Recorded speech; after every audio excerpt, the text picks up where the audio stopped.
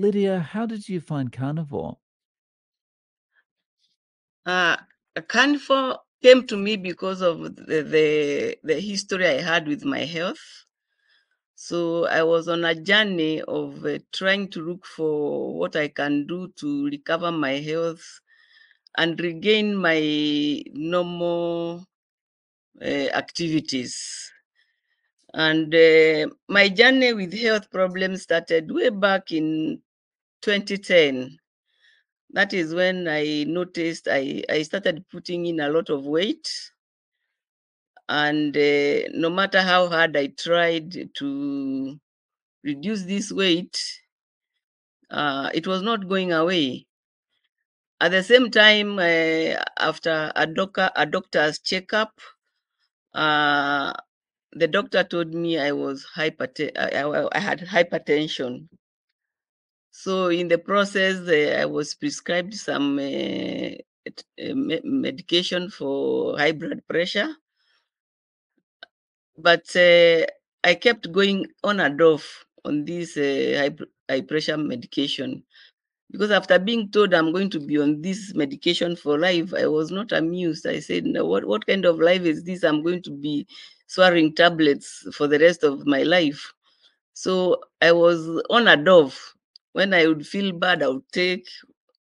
When I would feel okay, I would stop. And lo and behold, this was the genesis of even bigger problems to come because I continued putting on weight. I continued on and off. And then by 2018, that is 8 years later, I had put so much weight, I was over 100 kilograms. And for my height, because I'm like 5 feet, maybe 3 or 2 inches. So that kind of weight was excessive. And apparently, my children always used to tell me, Mom, you should do something about your weight. And I kept on telling them, I know my weight is bad, but whatever I try, nothing is working. So my biggest son, my oldest son would tell me, do a bit more exercise. No matter how much exercise I did, nothing was changing. And deep in me, I knew it was something to do with my hormones. I said something must be off with my hormones. But I did not know how to tackle this. I did not know how to tackle these hormones. I didn't know which hormones, but I knew something was off with my hormones. Uh, and unfortunately, I did not take time to go to internet, YouTube, or Google to try and find out.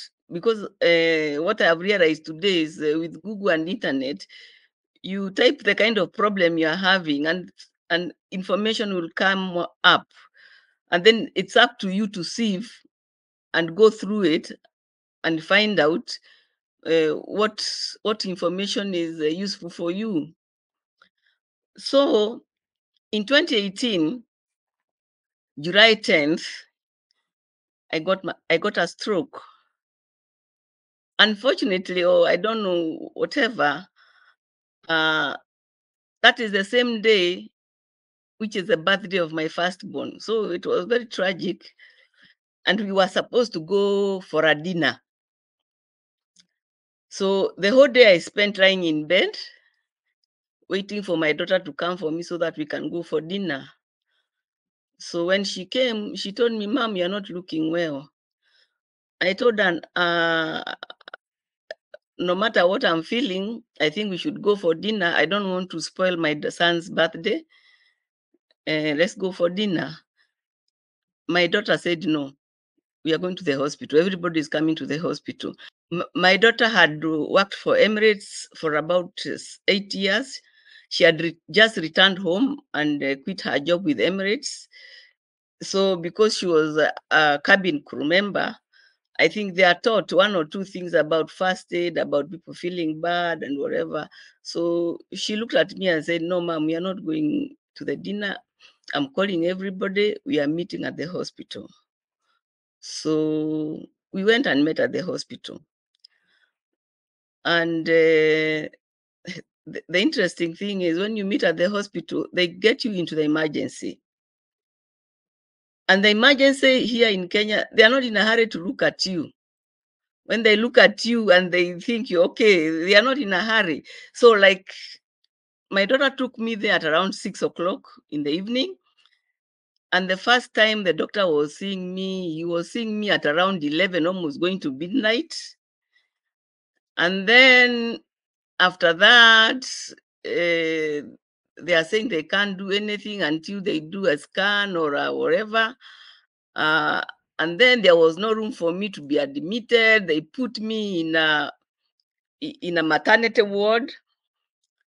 The next day, they had even forgotten me. I was in the maternity ward. So when my daughters came back, they were like, "Where is our mom?" So I was found at about 11 o'clock the following day, 11 a.m. When they found me, like, my children made a racket, and then at that time is when I was taken for a scan, and then for an MRI, and then they said I had a stroke. So now it was a question of trying to see how they were going to manage whatever I was going through. And within those scans, lo and behold, they tell me there's something wrong with my brain, and they called a neurologist. So the neurologist comes and tells me there is a growth in one part of your brain, and I was like, now what?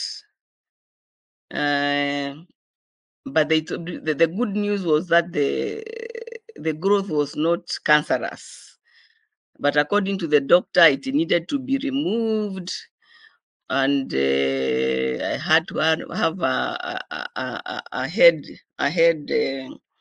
surgery and whatever, and it was going to affect my smell, my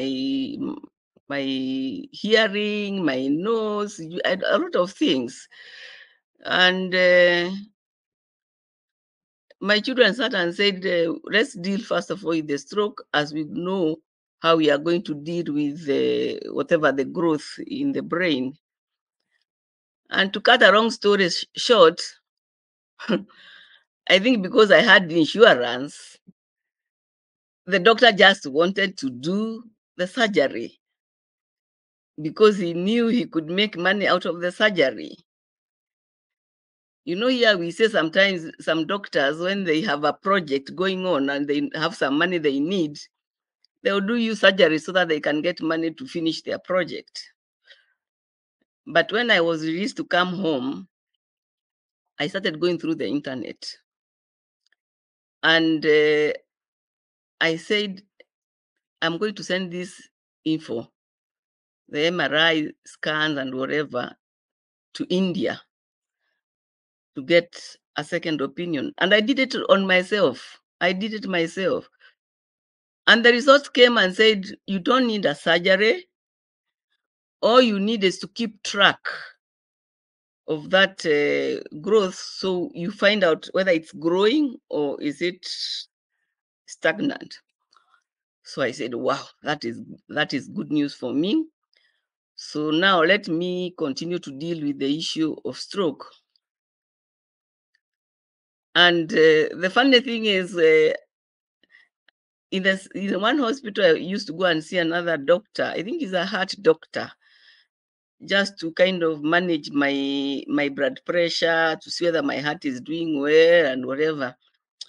And one day I asked the doctor, because I was feeling the heavy shoulder and the heavy leg. I asked him, and you're feeling just off. I asked him, will this thing ever finish? Will I ever get out of this? And you know what he told me? No, you never get off this. All you have to do is to learn to live with it. I tell you, Mark, I ran. I just ran.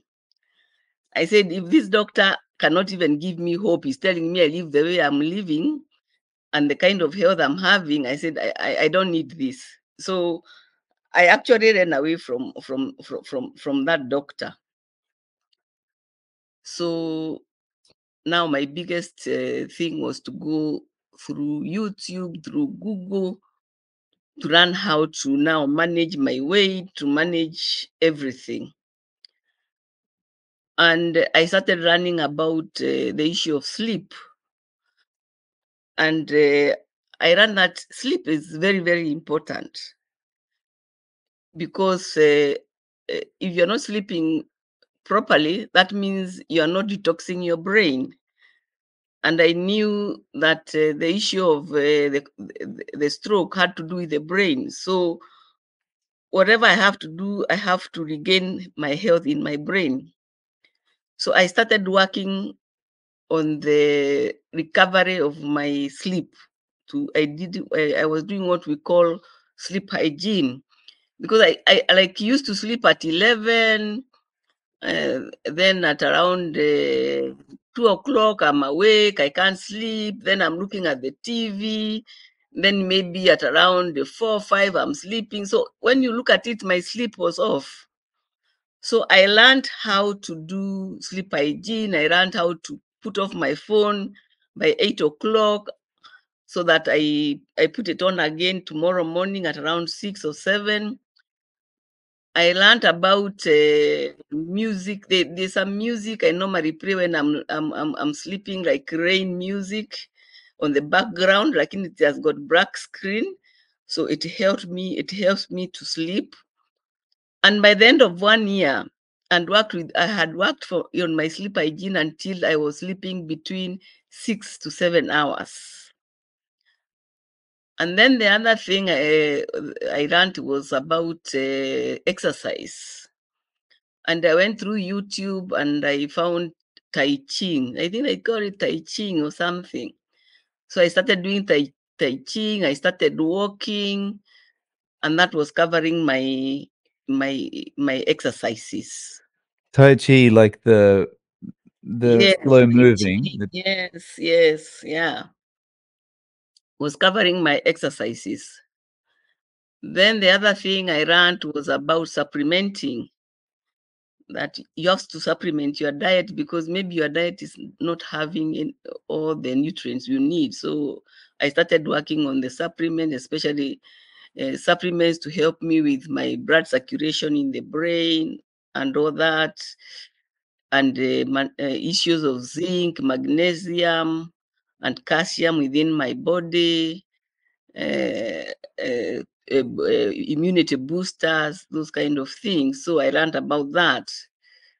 Um, then now the big elephant in the room was the diet. Because I'm doing all these other things right, but the diet was not right, as I've come to run. Okay? Because now, like, after the stroke, I lost quite a bit of weight and then I gained again. By the time I was finding carnivore, I was 90 kilos and I'd gone up to 84. So I gained another 6, which was not going down. And in my looking for what diet I'm supposed to take, I am like, whenever I go, it's vegetables. I think I have to be half a plate, legumes. I don't know, a quarter of a plate. The other quarter is now protein. And they were emphasizing on maybe plant protein. So I was on this kind of diet, tubers.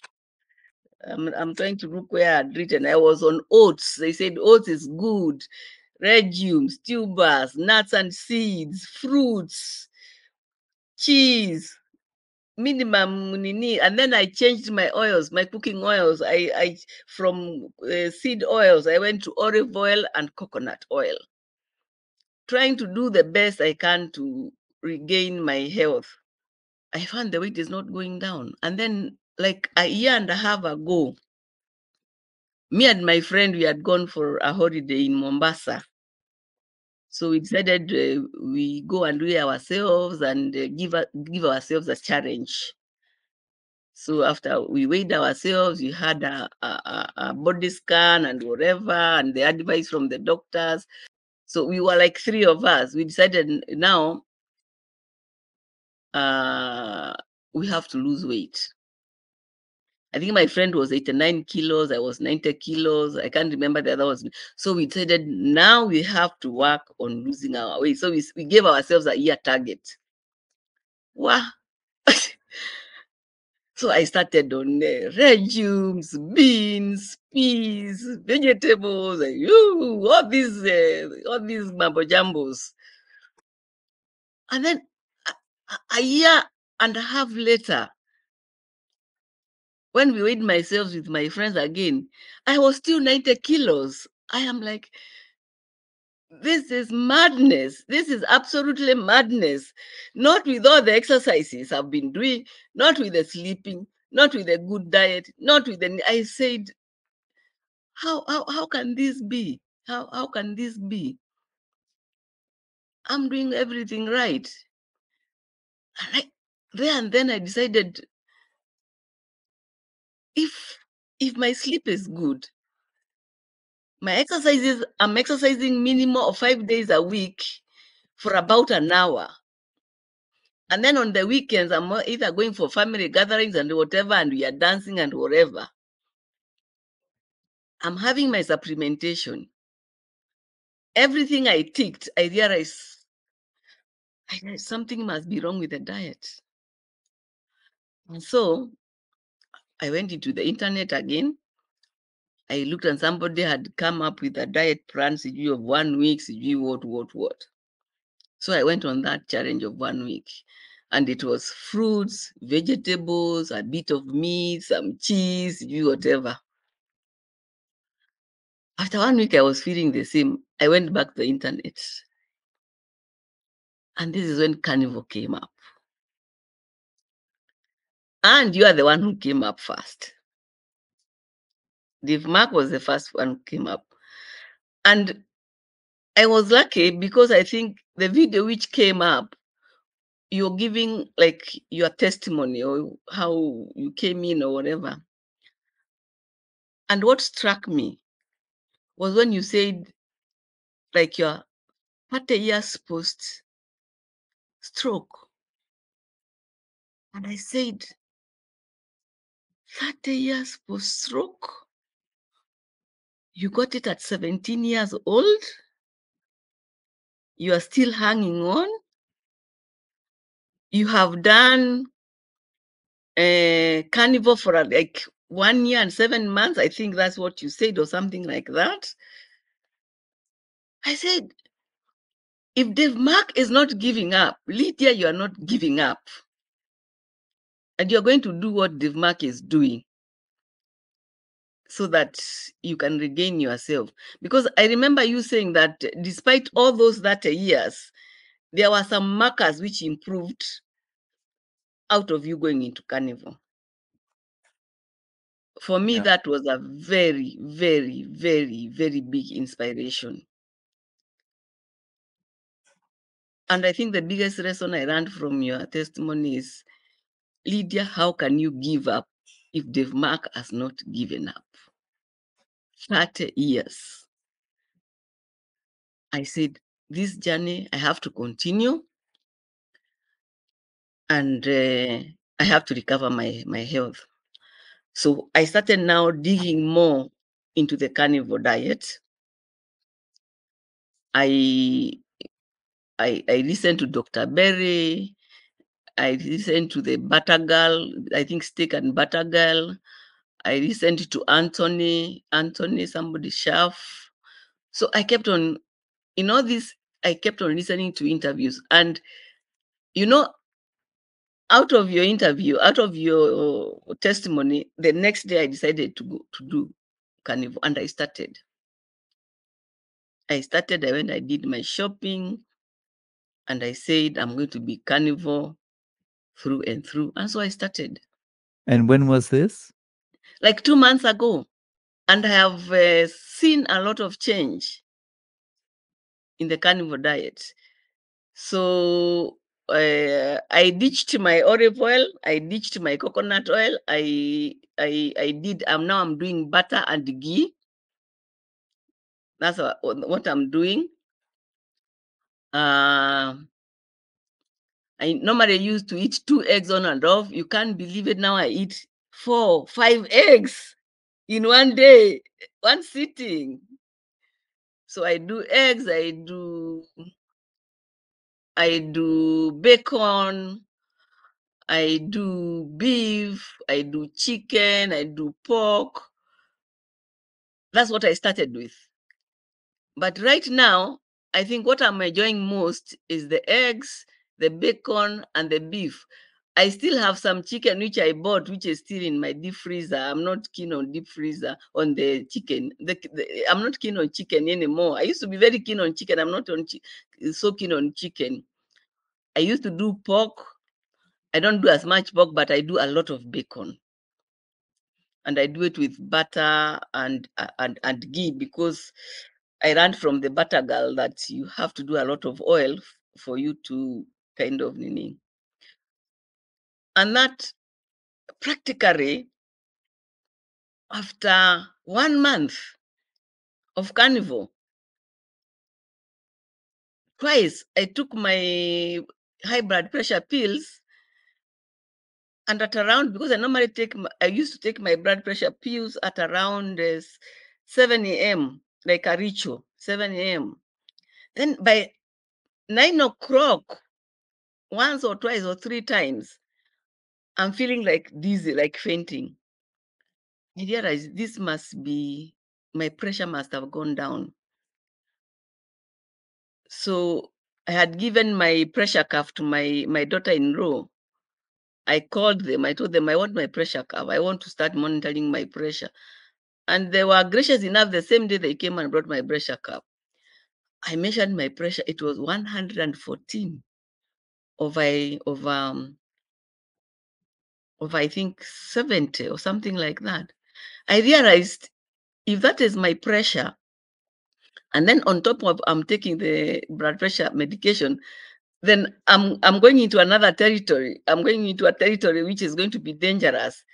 So I stopped taking my medication, and I started monitoring my pressure 3 times a day: 7 o'clock, 2 o'clock, and 7 o'clock in the evening.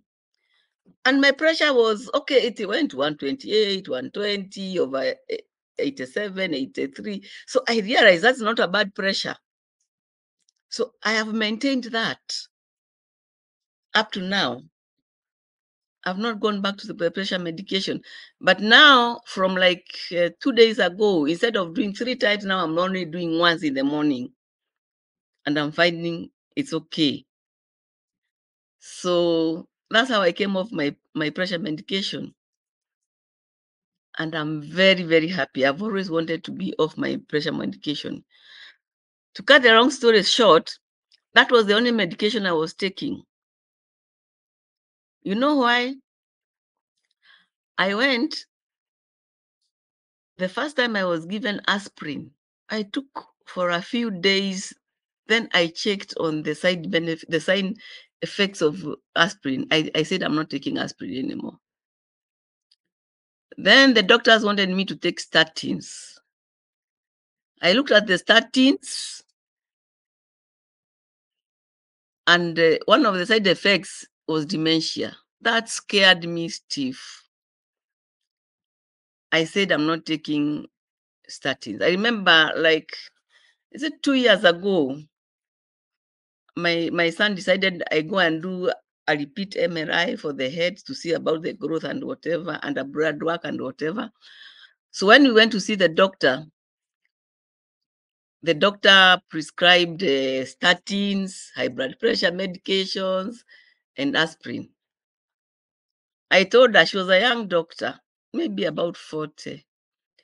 I told the doctor, and she's a lady doctor, I told her, you know what? I'm not taking statins, and I'm not taking aspirin. Now, My son happens to be a HR director in that same hospital. So the doctor called my son.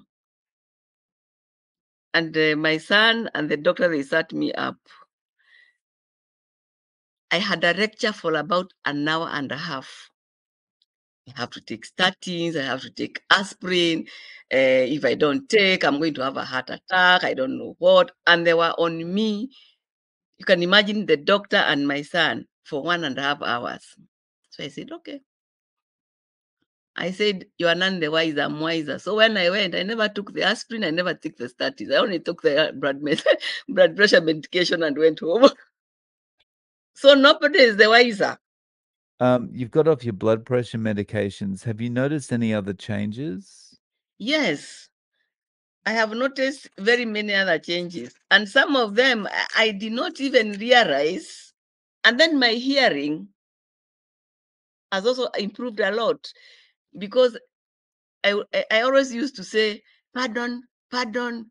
Every time I pardon me, pardon me. Now I don't do that anymore. Like I hear everything. And then my sight on the affected side, because I was affected on the right side, seems to be improving.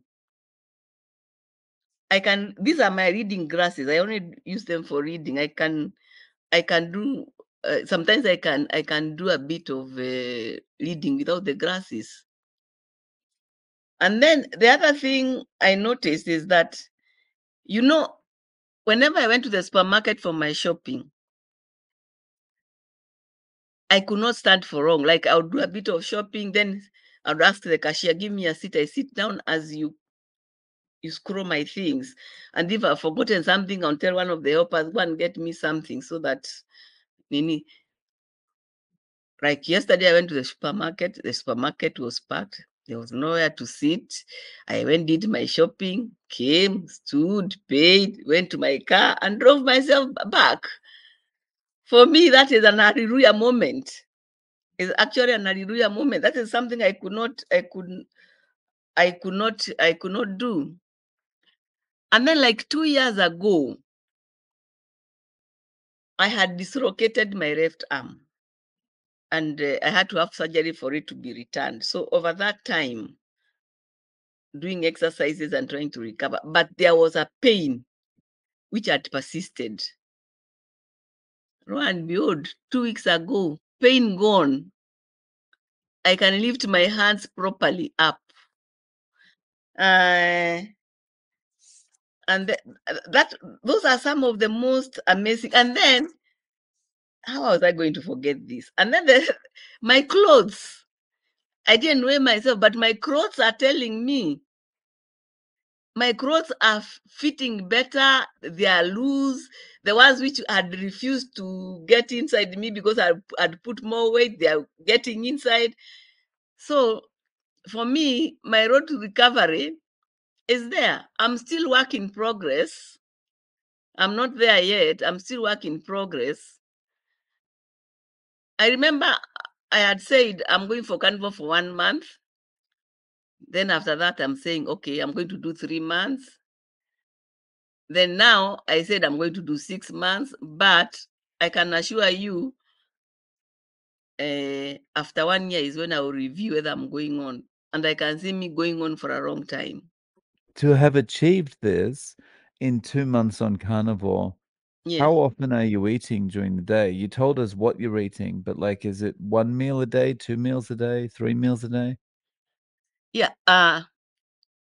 Sorry, I had forgotten to tell you that, in my journey, since that time, I used to do intermittent fasting.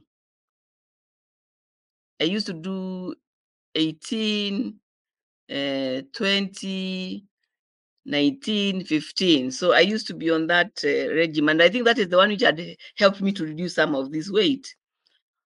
Uh, so by the time I was doing carnivore, I think I was mostly on 2 meals a day. These days, most of the time I'm doing 1 meal. If it's two, it's maybe a meal and a small snack. I cut all the junk, all the refined foods I've cut. I'm not doing.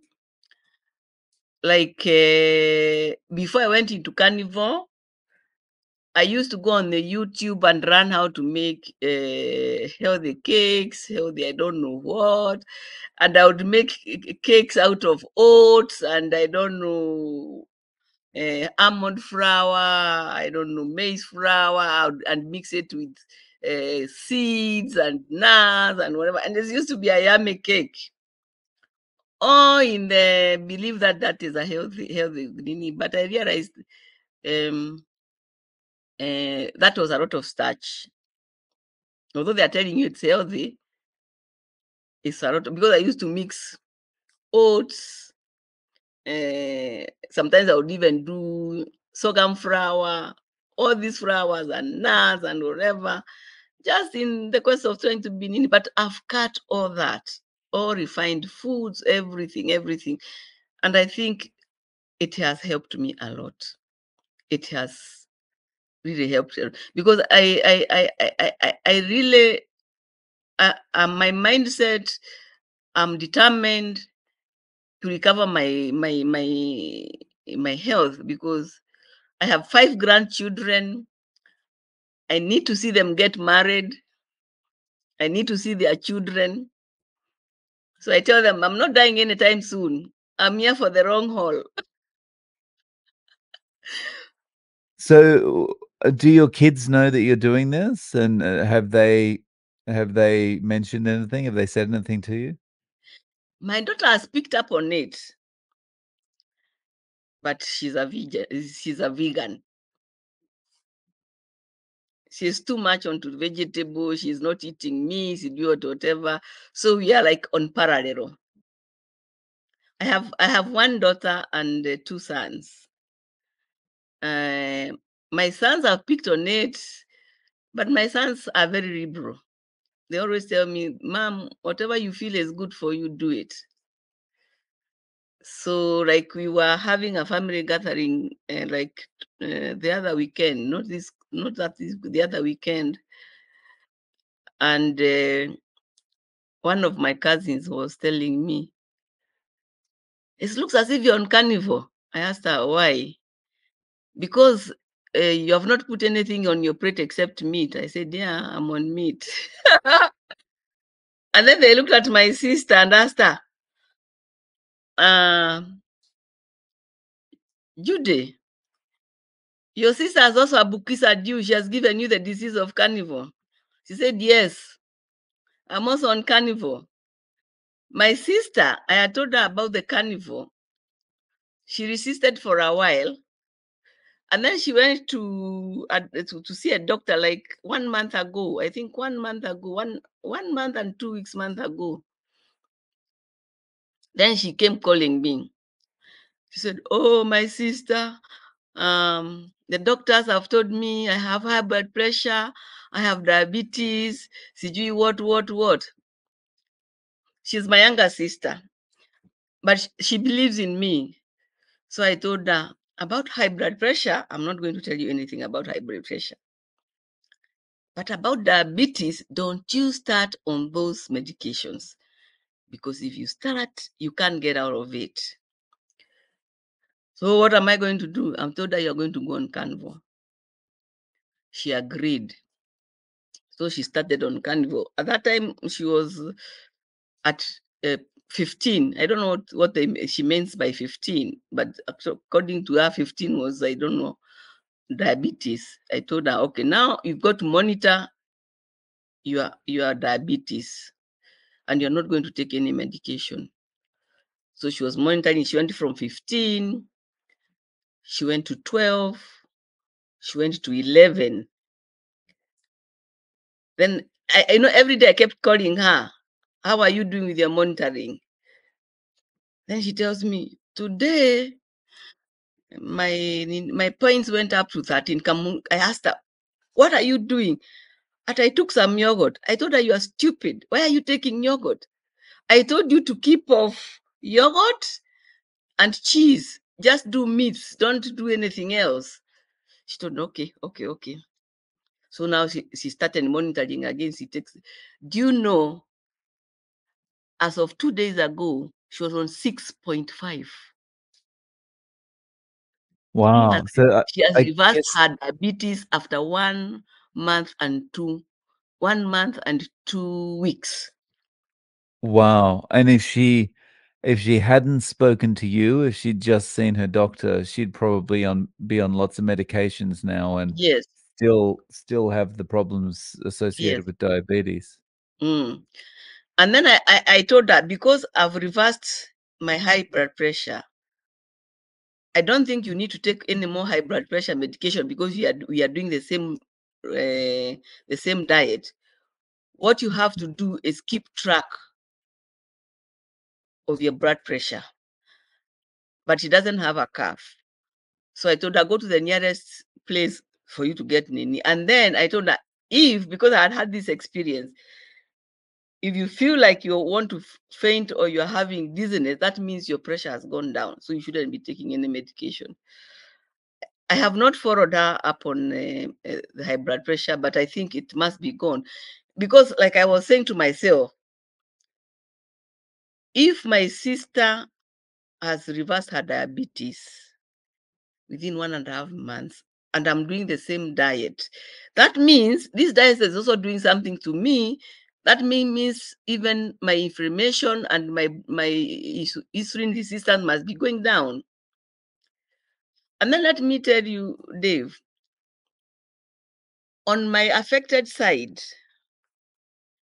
I used to feel as if I had fire lit inside. It's as if there were flames. You know, flames, fire, burning. It's gone. The fire burning is gone. Okay, I feel hot, but I'm not burning. There's a difference between being hot and burning. And then I had needles and pins. The needle used to come on my wrist like a sharp needle. The needle is gone. I have a bit of pins, but I can feel they are subsiding. The heavy shoulder and the heavy leg is still there, but as I'm saying, I'm still a work in progress. But my exercises have improved. I can feel even when I'm moving faster. I'm doing my exercise easy. In fact, after exercises, sometimes I do a bit of dancing. So I'm good. That's awesome. That's awesome. So how is it in Kenya to buy red meat and eggs? Is it expensive? Is it cheap? Well, it's expensive, but it's not out of reach. Is I mean, when you do your mathematics, before you used to be on fruits, vegetables, legumes, and whatever, and now you are doing 1 meal a day. I think carnivore ends up being cheaper. That's what I think. And I think the most beautiful thing about our country, everything here is grass fed. We hardly get like beef, which is grain fed. The only thing which is grain fed here mostly is chicken, because like they have animal feed or whatever. But you can still get eggs which are raised outside. Can you believe it that these days I crave for carnivore? I don't know whether you have had that experience. Like you're waking up and you're craving, you want to eat the meat. Yeah. It's it becomes very natural, but when you stop and think about it, it sometimes feels a little bit strange because your whole life you craved foods that were bad for you. Yes, And now all of a sudden you're craving a food that's good for you, that's nutritious, and it's the only thing you can eat anyway, and you're still craving it. It's very strange. yes. And then I eat a lot of beef liver, and beef kidney. And as I've read in the internet that they're really nutrient dense. How often are you eating liver and kidney? Every week, twice, 3 times, 4 times. Yes. Like, in my plate, like, I don't just put one thing. I'll put, beef, I'll put a bit of liver, I'll put the eggs and bacon. So it's a whole plate of different things. But one of the things I love is like, eggs and bacon. Like I chop bacon into small pieces, fry, then beat my eggs together and pour it. Wow. That one on one side, a bit of beef here, a bit of kidney or liver here. So that's my normal plate. And then, of course, I should not forget about my bone broth. I always make bone broth. Every day, I have 2 cups of bone broth. How's the culture in Kenya as far as the kind of standard diet? So you're sitting there with a plate full of all these different cuts of meat and some eggs. To the average Kenyan person, does that look strange? Does that look normal? No, it's not normal. uh The normal So thing what's a in typical Kenya, diet?